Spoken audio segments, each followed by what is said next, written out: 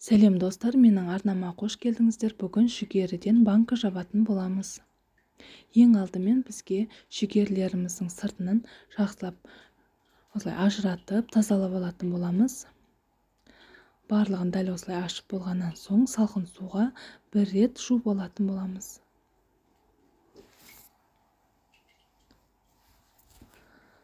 Осылай барлығын жуып, енді керек емес жерлерін барлығын пышақтың көмегімен кесіп алып тастайтын боламыз. Мен 3 литрлік және 2 литрлік банкыны қолдандым. Ол банкілерімізді алдын ала барлығын жақсылап жуып, тазалап аламыз. Ең алдымен 3 литрлік банкіге барлығын орналастыратын боламын. Осылай барлығын нығыздау арқылы орналастырып, 3 литрлік банкіге 1,5 ас қасық тұзымызды және 1 ас қасық қант салатын боламыз. 2 литрлік банкімізге 1 ас қасық тұзымызды және 1 ас қасық қантымызды салып, үстінен міндетті түрде қайнап тұрған суды құятын боламыз.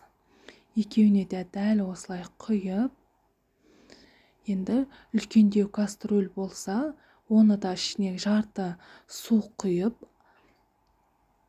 екеуін бірге салсаңыз болады. Менде үлкендеу кастрюль болмағандықтан екеуіне 2 бөлек қайнаттым.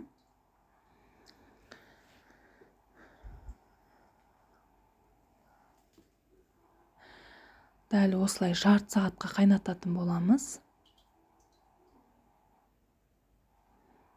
Жарты сағаттан соң алып, бірден банкілеріміздің аузын жауып, осылай жаба берсек болады. Банкілерімізді көріп алыңыздар, міндетті түрде жақсылап жабылғанын. Осылай қыстың күні әртүрлі салаттарға қолдансаңыз болады.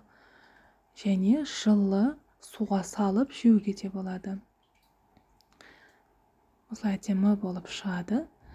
Достар, менің видеом ұнаса, парақшама тіркеліп, лайк басып, пікірлеріңізді қалдыруды ұмытпаңыздар. Сіз де дәл осылай дайындап көріңіздер. Ас болсын.